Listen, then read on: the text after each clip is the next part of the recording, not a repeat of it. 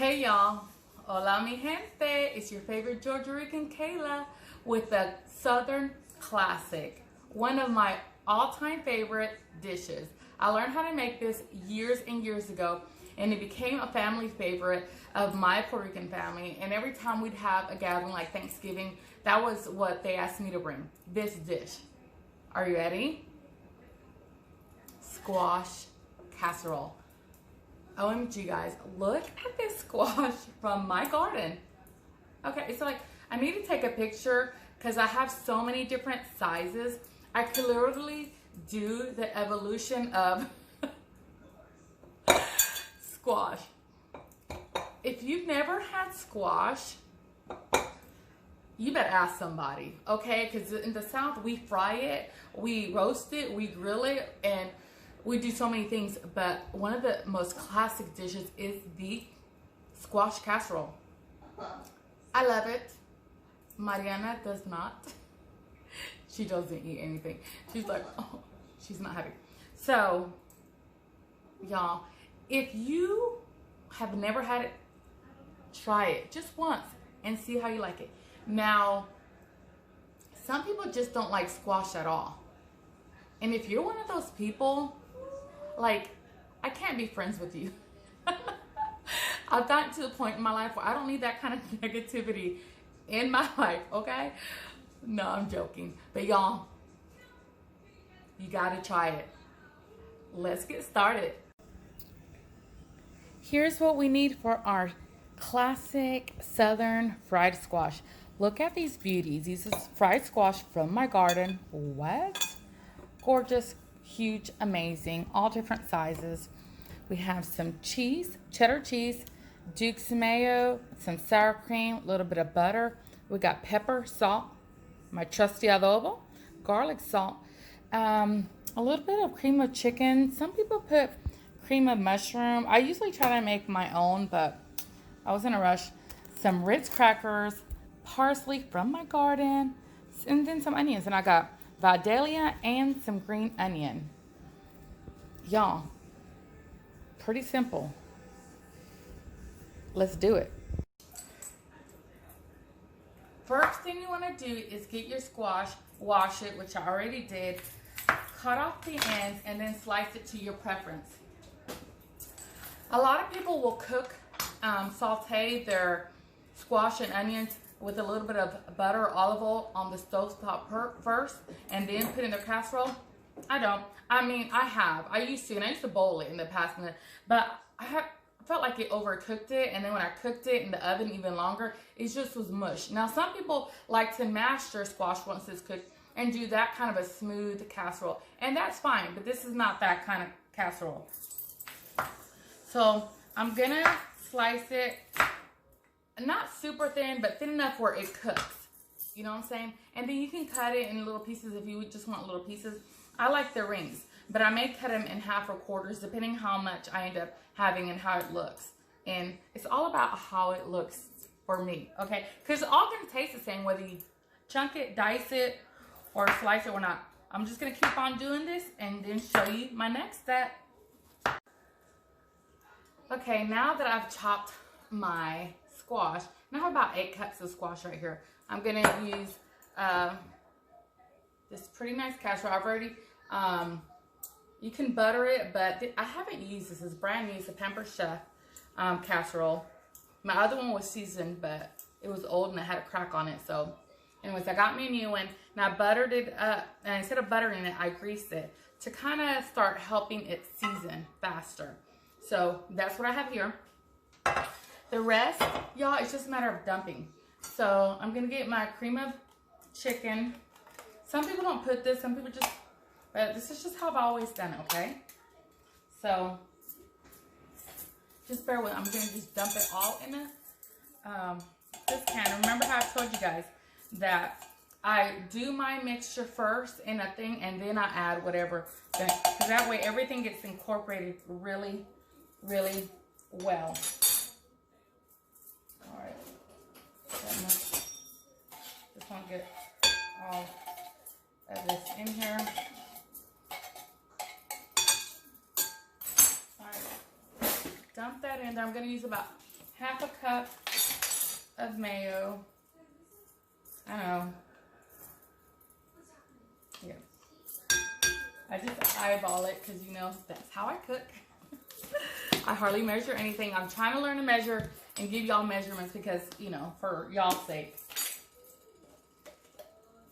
Same thing of sour cream. Which is, I think, all that I have left in here. It's probably half a cup. So, just dump it. We're just dumping. And that is it. All right. Then we have our garlic salt. And think about what you have going in here, how much you have going in.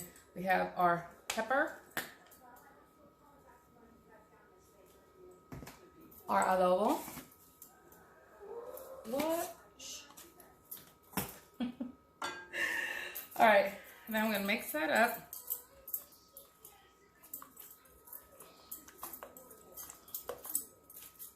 Mix all that up.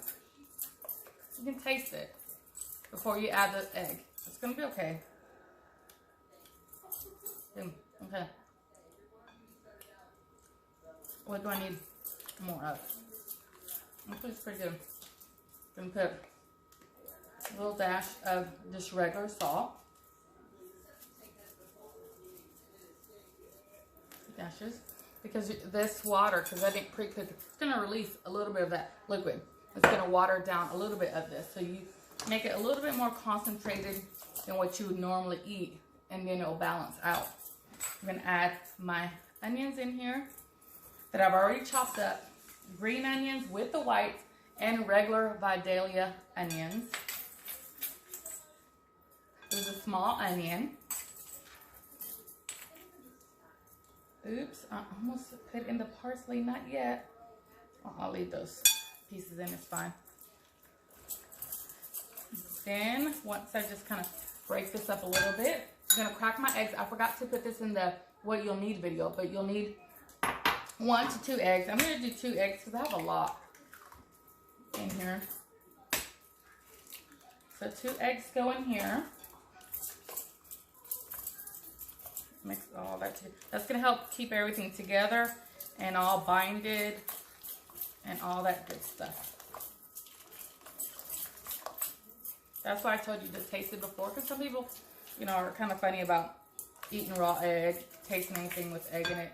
And then this is about 3 cups. This is a 3 cups.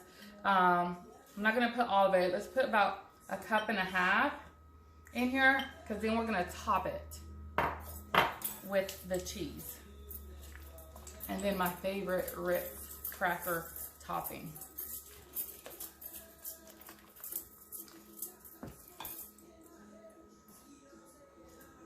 It didn't look right. It needed more cheese. All right. Now that we got it all together, we'll dump our squash little bit by little. So I want to make sure everything gets good and coated. You know, it's kind of hard to maneuver when it's completely full. And if you need a larger bowl, then, you know, you can always do a smaller portion of this. But I don't know how to cook small. I'm telling you, it is a struggle. All right, y'all, that's it. I'm going to continue mixing this all together, dump it in my casserole, top it with the rest of the cheese, and I'll show you how to do my crumb crust topping. Okay, I lied. I'm going to chop up this parsley and stick it in here. I don't want it in my crumb mixture because I really normally don't put it in my crumb mixture. And I was like, I don't want it to affect how I normally do it. So here is a little bit of herbalicious yumminess. You can omit this if you like. If you're like, I don't know about that, then don't do it. You do it however you think. And I add a little bit more cheese. So when it comes down to it, this probably has 2 cups of cheese. Easy. in here of cheddar cheese. All right, that's it. Ready to put it in my casserole. Okay, so I just topped my casserole with the rest of the cheese, and then I'm just crushing my Ritz crackers in the sleeve, and then opening up the sleeve and dumping in here. And I have some melted butter, about half a stick of butter that I've melted. And this is where I sometimes would even add a little bit of Parmesan cheese in here, but I'm going to just try to keep it as classic as I can. Oh my gosh, that's traditional, because I always veer from every recipe. I'm so sorry, but that's just the way I do things. So, all right. Take me longer than what I thought. Okay, so you can put it in a Ziploc bag if you prefer, and then put like a rolling pin over it or whatever. I mean, that works too. All right, there we go. I'm just gonna open this up. All right, there they go. All right. Maybe get a spoon. I'll look in here. There's a couple pieces that didn't get at the end. There we go. I'll just do it with my hand. It's okay. So we're gonna dump this half a stick of butter, and then just kind of toss them. I mean, they're already buttery. What? But it just makes them even more golden buttery, and it's amazing. And the rest of that stick that I didn't melt is gonna go on in tabs on top. So then here we go with all this. We're gonna cover it up, put it in the oven for like 30 minutes or so. I'll have it on 375. Then I'll keep checking it and go from there. Look at this. I'm just trying to spread it as evenly as I can. My goodness, yum. And then here's the other half of butter. And I'm just making little tabs and just putting it all around. Just like that.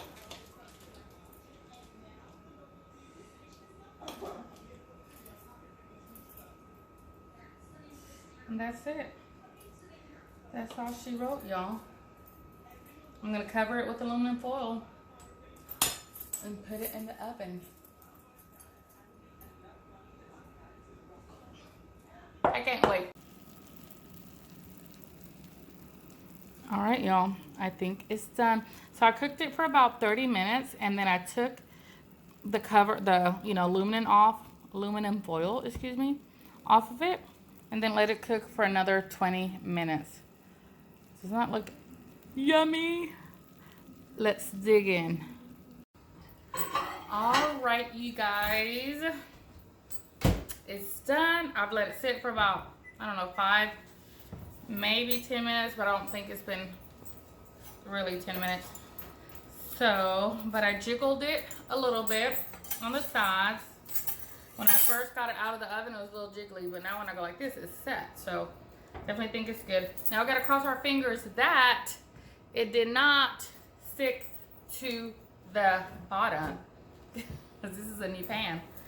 And I haven't seasoned it, so there ain't no telling.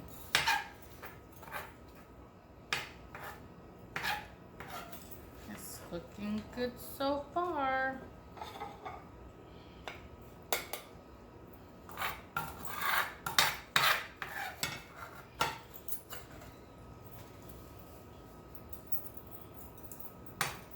I don't know, it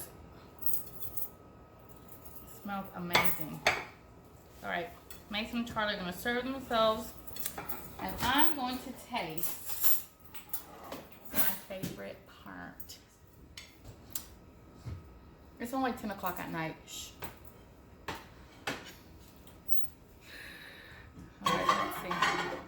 still piping hot. It's fresh. So I'm gonna cross my fingers that we have enough filling and stuff. I never knew how the people from like the Food Network could taste just straight out of the oven. There's no way. I'd burn my tongue every time. Okay. Y'all see that?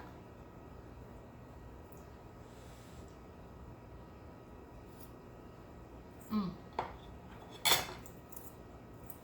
Hot. Mmm. Mmm, that's good.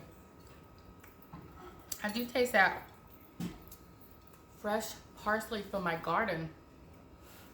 That's insane. It's a little front and center almost. So note to self, fresh parsley is probably stronger at first. Y'all. Mmm. That crust is the best. It's okay. Okay. That crust is the bomb. The onions are nice and tender. And so is the zucchini, but it still has a little bit of, you know, firmness. Not firm, but it's just not mush. So depending on how you like it, like I said before, you can cook it beforehand, saute it, or like me, I just put it in raw. And it worked out.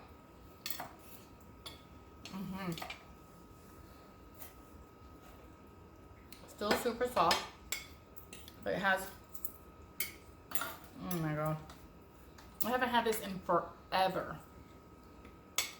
Super delicious and easy. From my kitchen to yours, buen provecho.